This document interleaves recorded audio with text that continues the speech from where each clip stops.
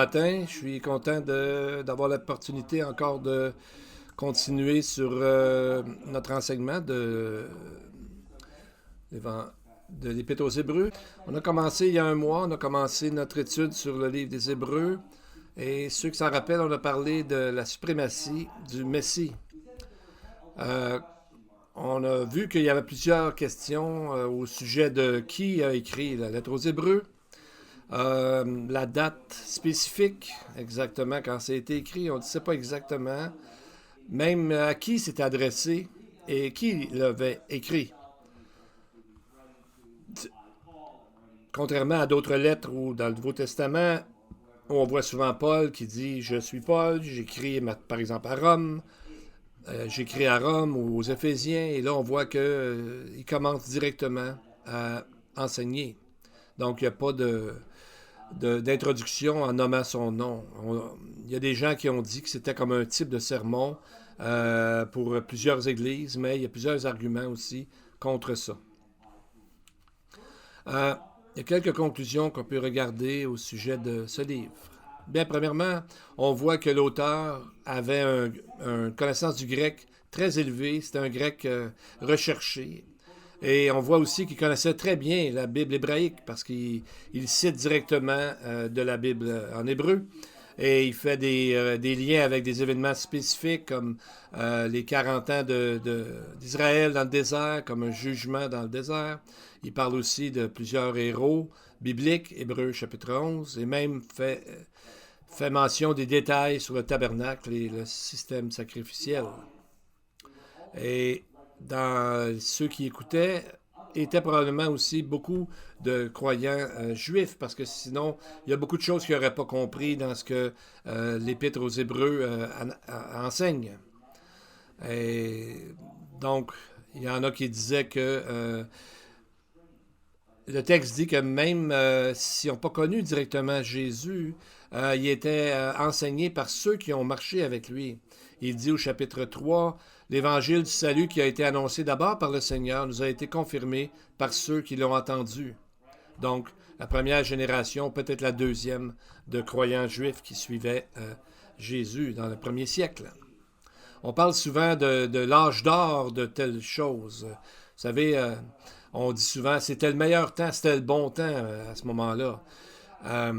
Des fois, on dit, nous autres, on entend souvent, on aimerait ça vivre dans les années 70 ou 90. Et plusieurs croyants disent, ben j'aurais aimé ça vivre dans le temps de premier siècle de Jésus, mais après la mort de Jésus. Mais quand on voit on regarde comme il faut, on voit qu'il y avait les mêmes combats à ce moment-là déjà, et même les mêmes dangers que nous avons aujourd'hui. Donc, il n'était pas immunisé comme par magie aux difficultés de la vie, mais pas du tout. On voit aussi dans l'audience que ceux qui écoutaient étaient souvent maltraités et persécutés même par la communauté qui ne croyait pas alentour d'eux. À cause de leur foi, ils étaient souvent persécutés ou maltraités. Et donc, on voit que l'auteur, en effet, est souvent obligé de parler des choses de base. Il a dit, par exemple, aux Hébreux, chapitre 5, verset 12, qu'ils devaient être des maîtres, mais vous avez encore besoin qu'on vous enseigne les premiers rudiments. Dans le fond, ces gens se demandaient, est-ce que ma foi, ça vaut la peine de continuer? Et parfois, ça nous arrive à nous de dire, ben, ça vaut-tu vraiment la peine, tout ce que je suis en train de faire? Alors, on va voir au chapitre 1 que l'auteur de ce livre amène l'idée, premièrement, de la suprématie de Jésus. Et comme on voit sur le tableau, on voit qu'il est en train de faire l'argument que Jésus est le prophète final et qui a fait l'expiation pour nos péchés en tant que sacrificateur, le final, le dernier, et qu'il est assis à la droite de Dieu, il est le roi, finalement. Et si c'est le cas, à quel pourrions-nous nous tourner pour savoir qu'est-ce que Dieu nous a annoncé? Vous savez, quand on a Jésus, on a la suprême révélation de tout.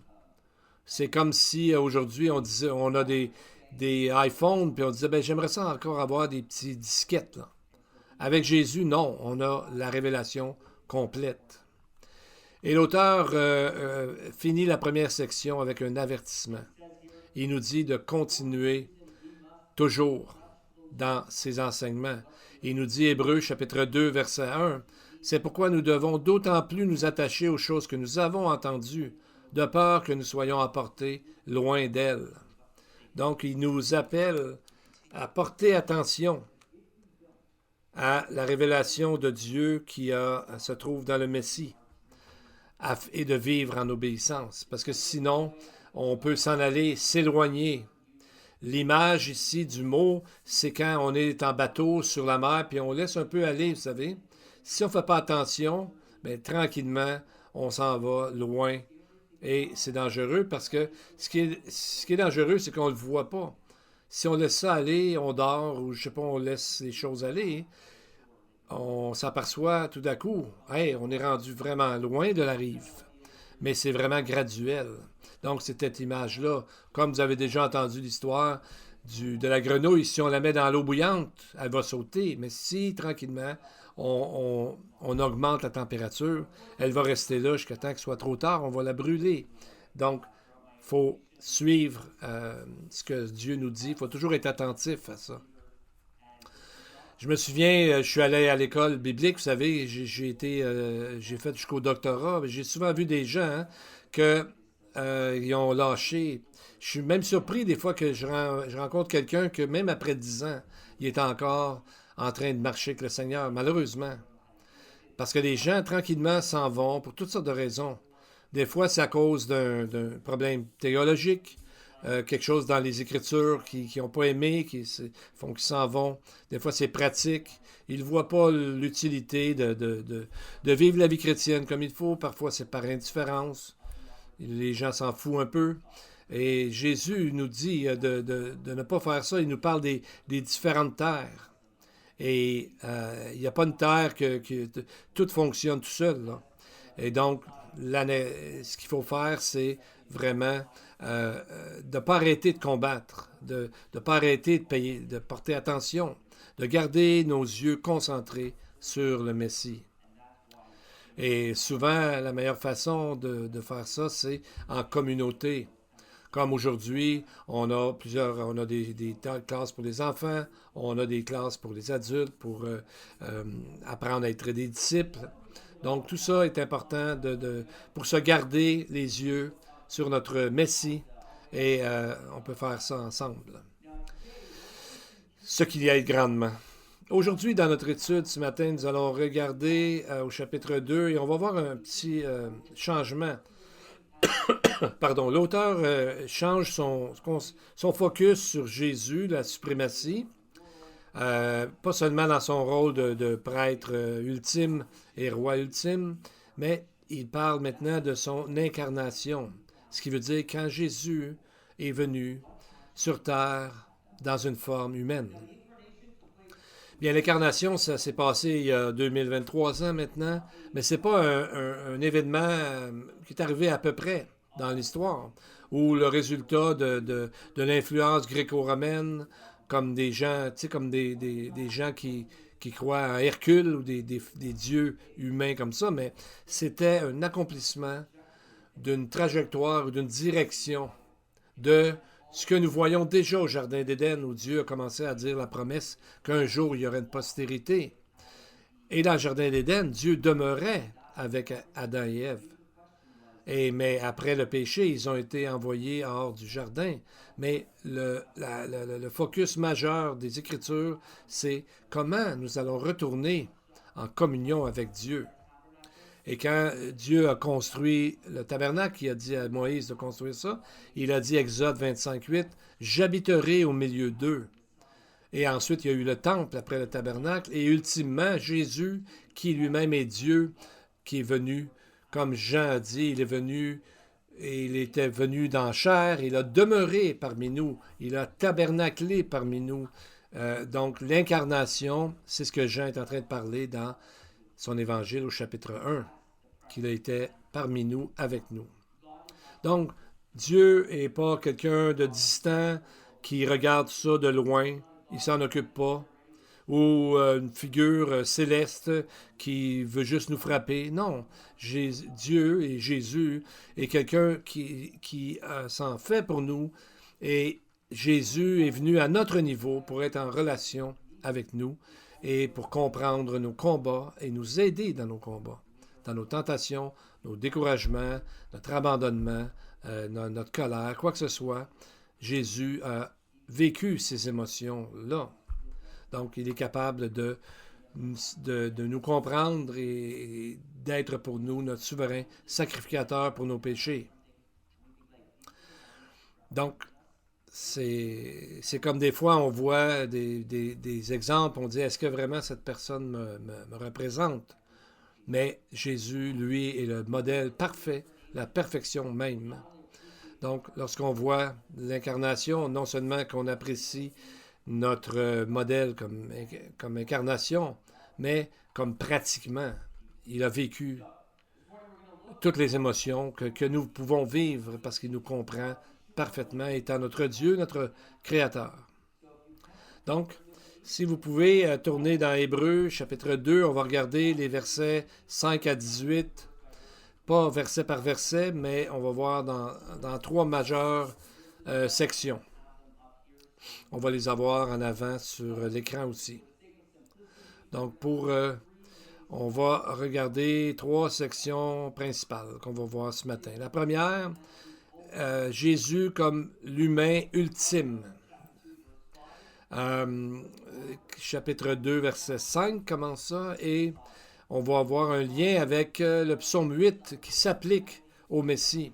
Le psaume 8 qui célèbre la création de l'humanité. Non seulement cela va nous montrer comment Jésus vraiment est devenu un humain, ce qui a été un débat très, très chaudement disputé au début de l'ère chrétienne, mais qu'il a rempli à perfection le rôle de l'humanité. Et on va avoir aussi un modèle pour qui se fier et se demander, est-ce que ma vie ressemble à celle que le Messie aurait vécue en rencontrant les gens alentour de moi? Deuxièmement, on va regarder le but de l'incarnation.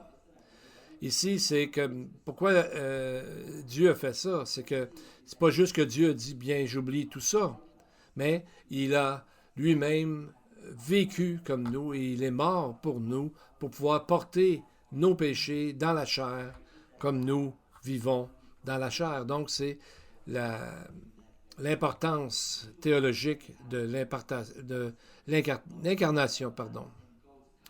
Et ensuite, on va voir les résultats de l'incarnation. On va voir comment c'est arrivé, quels sont les résultats. Et quelque chose qu'on doit regarder, comment on doit aller de l'avant avec ça. Alors, qu'est-ce que l'incarnation va faire dans notre vie aujourd'hui, devrait faire comme impact dans notre vie aujourd'hui, dans notre sanctification, dans notre vie du quotidien de chaque jour? Qu'est-ce que veut dire ces choses que Jésus est le souverain sacrificateur et qu'il est venu pour nous dans la chair afin d'être en harmonie avec Dieu? Donc, c'est vraiment important de lire les évangiles et voir comment il a vécu. Bon, avant que on aille dans le terrain du texte lui-même, on va voir des objections que les gens amènent. Vous savez, quand les jeunes juifs, pas nécessairement juste jeunes, mais quand les juifs deviennent croyants, il y a des gens qui viennent les voir pour faire un peu détruire leur foi nouvelle parce que ils viennent en contradiction avec la communauté. Et j'en connaissais un, je parlais avec lui, il disait est-ce que tu crois que l'homme est devenu Dieu? Est-ce que vous croyez ça? Non, on ne croit pas ça.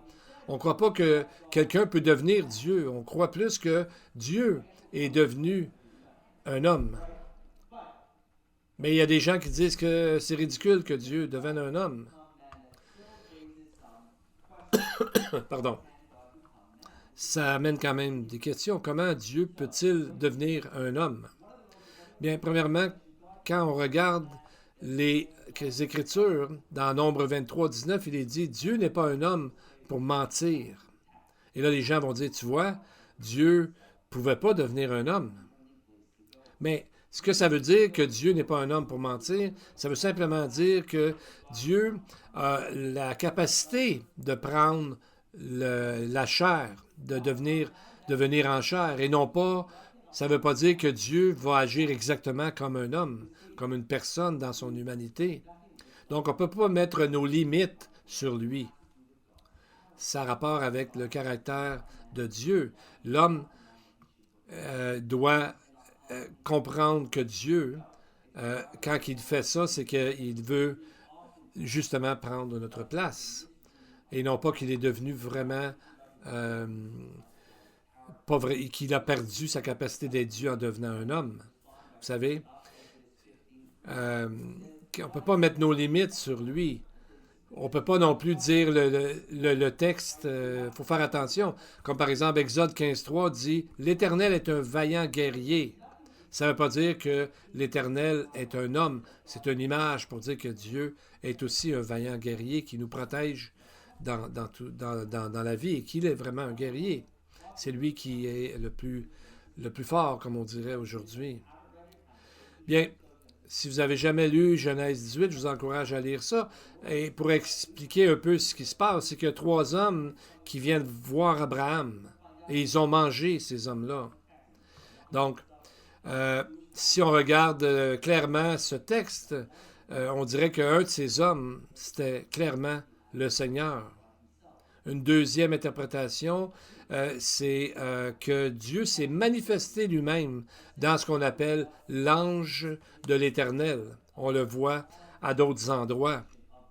Par exemple, qui est l'équivalent de Dieu lui-même. L'ange de l'Éternel, c'est Dieu lui-même, Jésus lui-même qui est descendu sur la terre. Souvent, l'ange de l'Éternel, c'est Jésus. Mais on voit quand Moïse était devant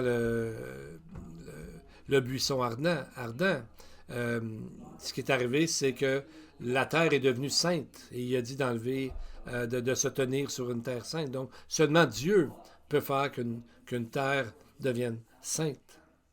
Et c'est arrivé aussi avec les parents de Samson. Et on voit qu'il y a un messager qui avait un feu, et le messager est parti dans le feu. Et qu'est-ce qu'ils ont dit, les parents de Salomon? Nous allons mourir assurément, car nous avons vu Dieu. Juge 13, verset 22. Donc, l'idée que Dieu pourrait venir en forme humaine n'est pas contraire à la Bible comme telle.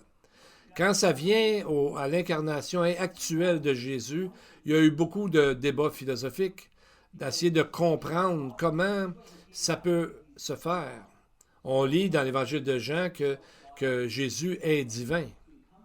Mais comment se fait-il qu'il a eu faim, qu'il a pleuré et autre chose? Donc, vous savez, quand il marchait sur la terre, il était quand même fatigué comme un homme. C'était pas une espèce de personnage qui flottait, là. Donc, il y a eu toujours un débat. Dans l'Église, au début, il y a eu beaucoup de débats. Il y a un terme qu'on appelle le docétisme qui enseignait qu'il n'était pas vraiment humain, mais il prétendait l'être. Et il y a l'apollinarisme qui disait qu'il y avait un corps humain, mais il y avait un esprit divin. Donc, il n'était pas complètement Dieu d'un côté, puis complètement homme de l'autre bord. Il essayait de mélanger les deux, mais c'était pas clairement ce que la Bible enseigne. Donc, on peut bien dire, ben, ça n'a pas de sens. Mais, à la base, je suis d'accord. On dirait que ça marche pas. Mais, et c'est là que je dirais, bien, c'est pas parce qu'on comprend pas quelque chose qu'il faut le rejeter. Il y a plusieurs choses dans la Bible qu'on ne comprend pas. Par exemple, quelle est la relation entre votre corps et votre âme? On ne sait pas exactement comment ça fonctionne. Est-ce que vous êtes seulement un esprit dans une espèce de cocon, dans une espèce de noyau? Parce que les choses arrivent à notre corps, est-ce que ça change quelque chose dans ce que nous sommes dans notre âme? Voyez-vous, tout ça va vraiment ensemble. Et comment comprendre aussi que la Bible dit que l'Esprit nous habite. À quel endroit? C'est où? Donc, il y a beaucoup de questions qu'on ne peut pas répondre. Mais là, vraiment, l'important, c'est comment je peux comprendre, essayer de comprendre au maximum, mais le reste, à un moment donné, c'est par la foi. Et pas à cause qu'on ne comprend pas tout, ça veut dire qu'il faut le rejeter. La principale question, c'est comment puis-je être fidèle au texte et se garder avec ça et pas essayer d'aller au-delà quand on ne comprend pas. OK, commençons avec notre premier thème, Jésus comme l'humain ultime. Bien, premièrement, on va essayer de voir comment Jésus a accompli le rôle de l'humanité dans sa propre incarnation.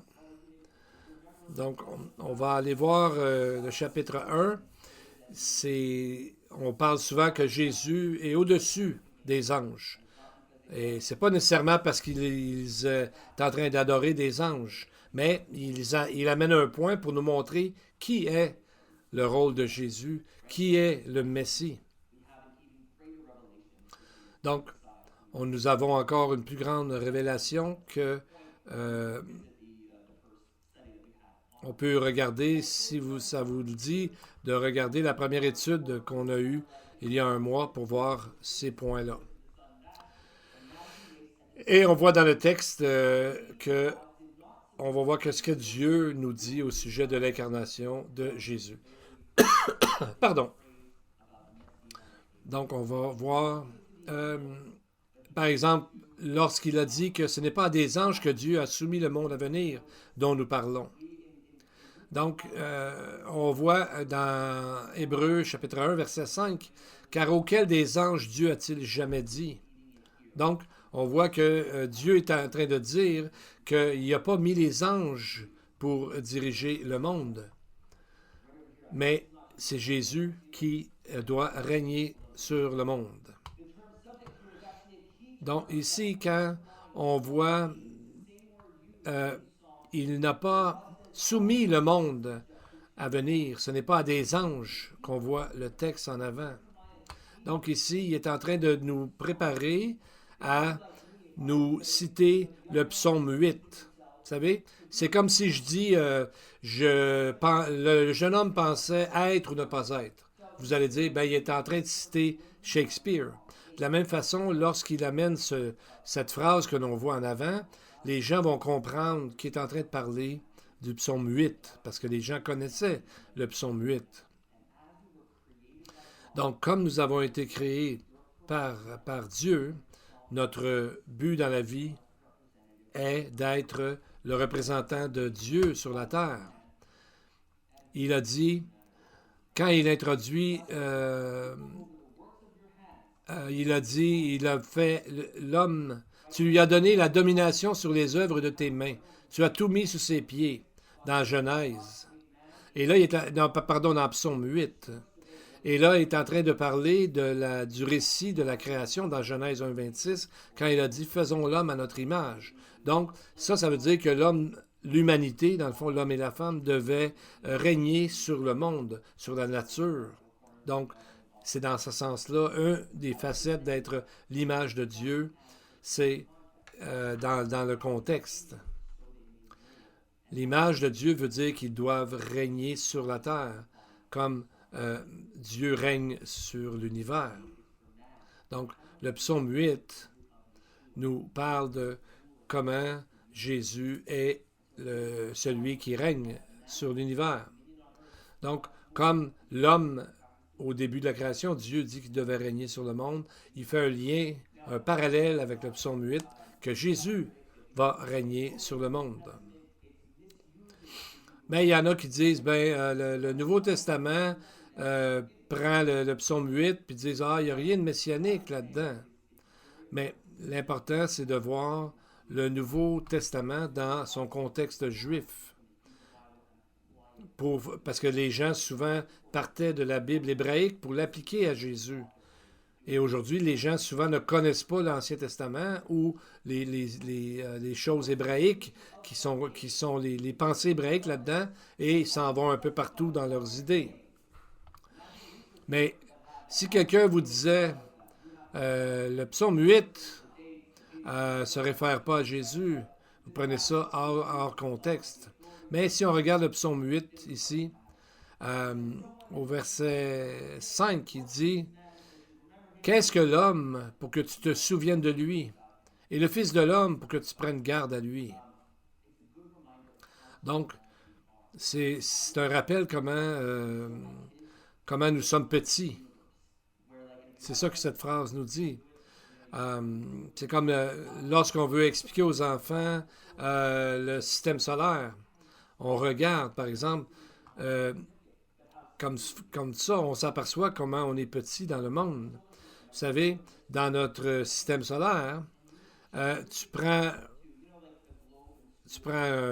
supposons que la Terre, on dit que c'est un globe terrestre. Tu sais, un globe terrestre qu'on connaît, et Mars est à 2 kilomètres de ça. Si on met le globe terrestre sur une table ici, Mars est à 2 kilomètres. Et c'est cette planète que l'homme veut essayer d'aller là, maintenant, voyez-vous. Donc, le psalmiste ici s'émerveille que Dieu s'occupe de nous, s'implique dans notre vie alors qu'il est tellement loin. Et Jacques a dit quoi? Que la vraie religion, quand on aime Dieu, c'est quoi? C'est d'aider les orphelins, de visiter. Ça veut dire prendre soin des orphelins et des veuves dans leurs afflictions. Pardon. Mais c'est pas seulement Dieu qui nous connaît, c'est pas seulement dire que Dieu nous connaît, mais il recherche spécifiquement notre bien-être. Donc ça montre l'affection et que Dieu veut prendre soin de nous. Donc c'est important de méditer sur les psaumes, sur ce qu'ils nous disent. Et au verset 7, l'auteur nous dit, tu l'as abaissé pour un peu de temps au-dessous des anges. Donc, c'est là que des fois, on voit des fois certaines réinterprétations que l'auteur fait. Par exemple, le psaume 8, il dit que l'humanité est fait un petit plus bas, un petit en dessous que Elohim, qui peut être soit Dieu ou des anges. Elohim veut dire surtout puissance. Donc, cela, ça parle de notre statut. Mais le psalmiste applique ce passage à l'incarnation de Jésus, que Jésus a été fait pour une petite période de temps en dessous des anges. Cela parle de sa position. Donc, quand il dit un peu plus loin, verset 8, « Tu as mis toutes choses sous ses pieds ». Ici, l'auteur veut souligner que Jésus est venu comme un humain accomplir le rôle de l'humanité comme il est souligné dans le psaume 8. Donc, ça veut dire que nous devons imiter Jésus. Il est un modèle pratique dans son incarnation pour nous. C'est pour nous donner un modèle comment on devrait agir. Vous savez, l'humanité a reçu le droit de régner sur la terre. Mais comme on voit dans l'histoire, ça a été souvent mal utilisé, abusé. Comme on voit quand, par exemple, Israël a été esclave de l'Égypte pendant longtemps. On voit aussi comment David a pris ce pouvoir pour subjuguer, pour opprimer les gens. Et ce n'est pas ce que Dieu veut. Le danger d'avoir du pouvoir ça a été ressorti dans l'expérimentation qui s'appelle Stanford dans les années 70. Ils ont utilisé des gens qui ont mis des gens qui pourraient être des gardiens de prison et les autres étaient pour faire le rôle des prisonniers. Donc, ils ont fait comme une fausse prison, puis ils ont engagé 10 étudiants et 10 étaient prisonniers et 11 étaient des gardes pour voir comment ils étaient pour interagir. L'étude était supposée durer 2 semaines, mais ça a été fermé après 6 jours. Parce que presque immédiatement, ils ont été témoins comment les gardes ont commencé à insulter les prisonniers, commencé à les battre et verbalement donner des punitions physiques, toujours en voulant les déshumaniser. Pourtant, c'était une expérience. Ils ont mis en confinement, en solitaire, et plusieurs ont tombé dans les dépressions. Et c'était des étudiants comme eux.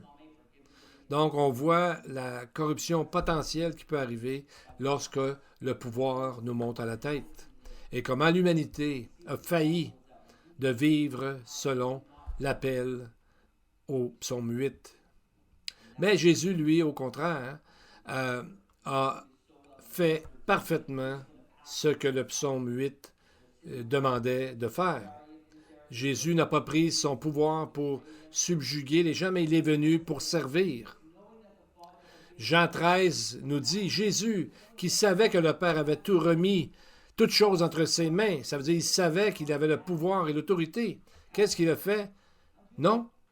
Il s'est levé de table, il a ôté ses vêtements, il a pris un linge, et ensuite il a versé de l'eau dans un bassin, puis il se met à laver les pieds des disciples.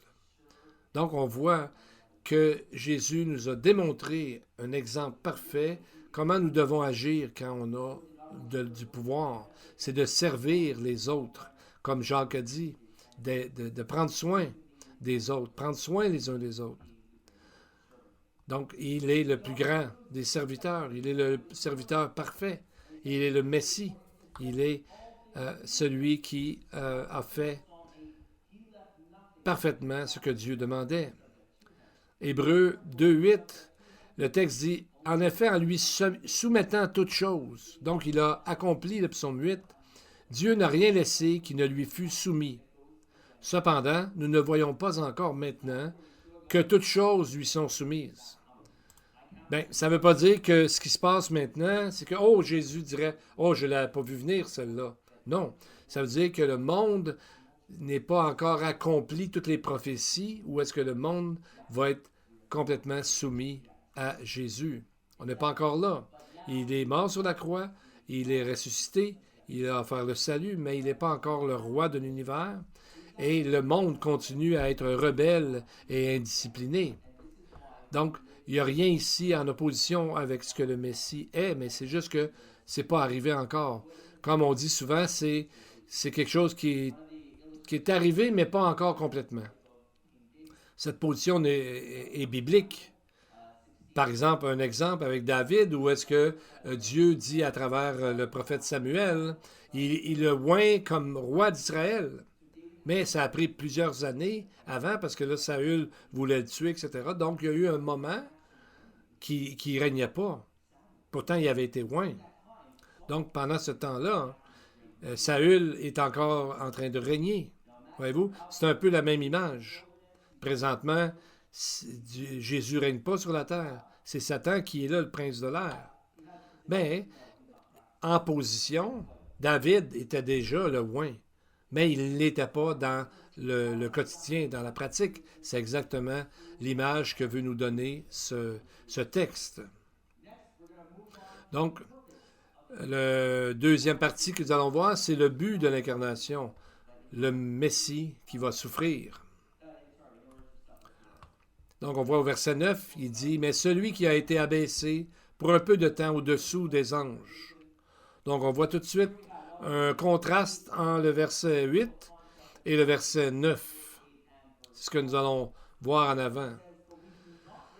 Il dit « Cependant, nous ne voyons pas encore maintenant que toute chose lui soit soumise. Celui qui a été abaissé pour un peu de temps au-dessous des anges. » Donc, ça veut dire que ce que nous voyons, c'est qu'il a été un peu au-dessous des anges pendant un certain temps, mais un jour, il sera au-dessus de tout. C'est ce que la Bible nous dit aussi dans d'autres passages. Donc, il est en train de faire le contraste entre son état de glorification et son état humain quand il est venu sur la terre. Donc, un peu plus bas que les anges, au-dessous des anges, à cause de la mort, au verset 9, Jésus, à cause de la mort qu'il a soufferte, afin que par la grâce de Dieu, il souffrit la mort pour tous. Donc, la raison que Jésus a été couronné de gloire et d'honneur revient à ce que le psaume 8 nous disait, que l'humanité a été couronnée avec gloire et honneur. Et Jésus étant le suprême humain, eh bien, c'est lui qui a été couronné de gloire et d'honneur, et qui le sera totalement lorsque la fin de toute chose sera accomplie. Et même Jacques nous dit que quelqu'un, après avoir été éprouvé, et qui continue, recevra la couronne de vie, Jacques 1, verset 12. Donc on voit que Jésus, dans sa fonction de Messie, a accompli, il a goûté la mort, il est mort pour tous, pour offrir la chance du salut à tout le monde. Et c'est pour ça que ce que Jésus a dit, je vous dis en vérité, quelques-uns de ceux qui sont ici ne mourront pas, qui n'aient vu le Fils de l'homme venir dans son propre règne. Donc, il n'était pas pour mourir tout de suite, mais on voit qu'un jour, le Fils de l'homme viendra dans son règne. Le but de l'incarnation, c'est qu'il est venu être notre substitut, afin que la colère de Dieu tombe sur lui et non pas sur nous. Mais lorsqu'on voit on dit que Jésus a été un sacrifice pour moi, il y a beaucoup de gens qui disent, premièrement, Dieu n'accepte pas les sacrifices humains. Donc, d'un côté, c'est absolument vrai. Dieu a déclaré qu'il ne veut pas de sacrifices humains. Et on voit que c'est ce que les prophètes ont souvent dit. Parce qu'il dit aux rois qu'ils prenaient leurs petits-enfants, leurs enfants, et les sacrifiaient à des faux dieux. Donc, par exemple, le faux dieu Molech. Et où est-ce qu'ils sacrifiaient? C'était la vallée de Hinnom, qui est devenue le terme la Géhenne. Donc, mais de l'autre côté, on a un modèle très clair de substitution dans la Bible en hébreu, dans l'Ancien Testament. On voit dans Genèse 22, par exemple, Isaac, Dieu dit d'aller le sacrifier, mais à la place, Dieu a envoyé un bélier pour prendre sa place. Dans la loi mosaïque, les animaux devenaient des substituts pour les gens.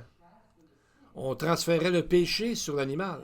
Dans Exode 29, 10, les prêtres, les sacrificateurs mettaient leurs mains sur la tête de l'animal, donc en transférant le péché sur eux.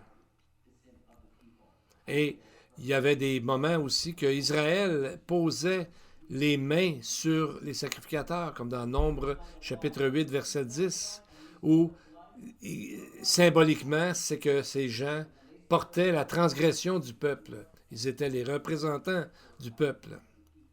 Donc, dans Nombre 35, c'est encore plus clair, il y a une loi qui dit que si on tuait quelqu'un par accident, il fallait trouver un endroit où est-ce que il y avait des villes de refuge, mais il fallait trouver un endroit pour pas que, justement, tant que la justice n'avait pas été faite, on n'avait pas trouvé de coupable, ou trouvé encore que c'était pas votre faute, et à ce moment-là, quand tout ça était fait, on pouvait retourner à la maison. Donc, Dieu ne voulait pas que le sang souille le pays. Donc, il disait à ce moment-là d'aller à un endroit. Et dans Ésaïe 53, on voit que Jésus lui-même, Ésaïe 53, verset 5, qu'il était blessé pour nos péchés, pour nos iniquités, que le châtiment qui nous donne la paix est tombé sur lui. Et c'est par ses meurtrissures que nous sommes guéris. Donc, il fallait qu'il devienne quelqu'un comme nous pour pouvoir prendre notre place, pour pouvoir être le parfait substitut. Maintenant, qu'est-ce que ça veut dire qu'il est mort pour tous? Ça veut-tu dire que tout le monde, automatiquement, est sauvé? Non. Rappelez-vous quand il y a eu... Vous savez, quand Nicodème est allé voir Jésus, qu'est-ce que Jésus lui a dit comme exemple? Il lui a dit comment la rédemption est arrivée. Il a dit, quand les gens avaient péché, de mettre un serpent d'airain sur un bois, et quand on regardait le serpent d'airain, on était guéri.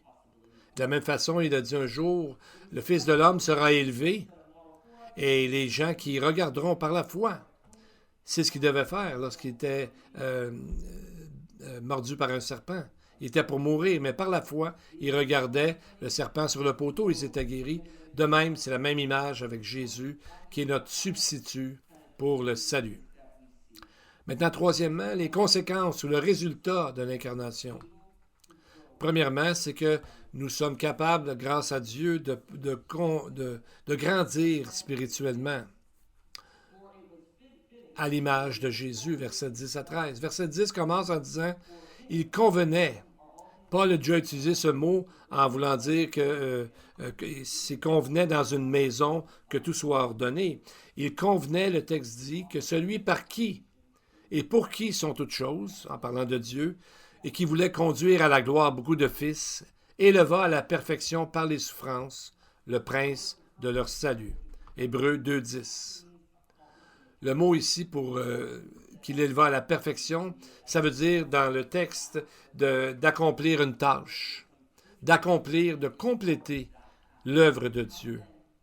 Donc, pour nous dire comment nous vivons, ça donnera un résultat. Alors il dit que celui qui sanctifie, verset 11, et ceux qui sont sanctifiés sont tous issus d'un seul Père, d'un seul Dieu. Donc on voit ici dans le mot sanctifié, c'est un présent continuel en grec. Ça veut dire que c'est toujours en train de se faire. Notre sanctification, c'est pas quelque chose qu'on a complètement à notre salut, puis après, plus besoin de s'en occuper. C'est quelque chose qu'on doit faire chaque jour. Et cela est fait à travers l'œuvre du Saint-Esprit dans le croyant. Maintenant, l'important, c'est de se dire comment est-ce que nous grandissons? Est-ce qu'on prend Dieu au sérieux?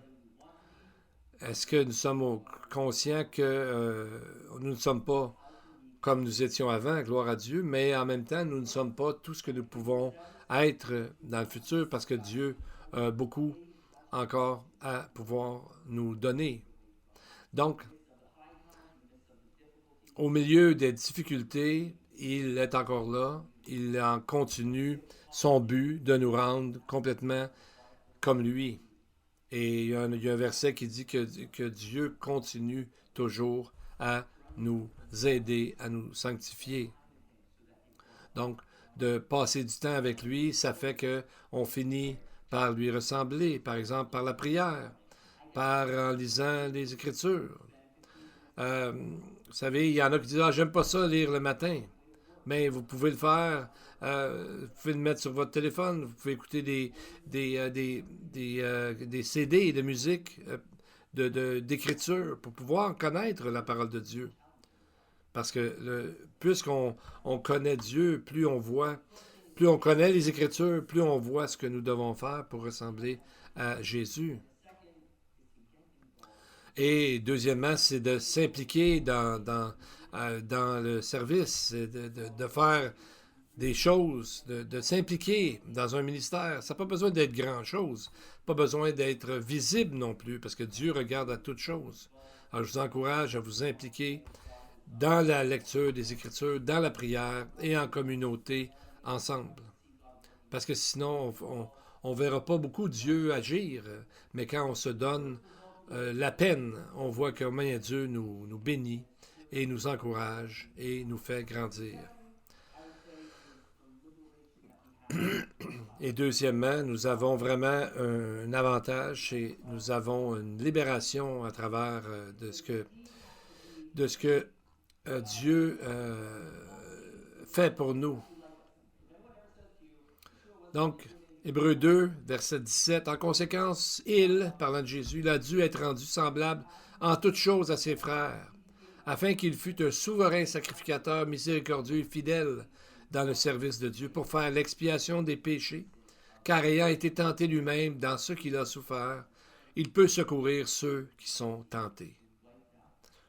Donc, on voit que l'expiation, il a fait l'expiation pour ça parce que lui a vécu parfaitement sa vie sans péché. Donc, c'est ce que nous avons avec Jésus. Nous avons le souverain sacrificateur qui est là pour toujours nous écouter. Dieu n'est jamais trop occupé pour nous écouter. Donc tout comme Jésus n'est pas un personnage très loin, comme qui est là, puis comme un politicien qui semble nous comprendre, mais c'est pas le cas, ou autre figure que nous connaissons dans les autorités, Jésus, lui, nous comprend toujours.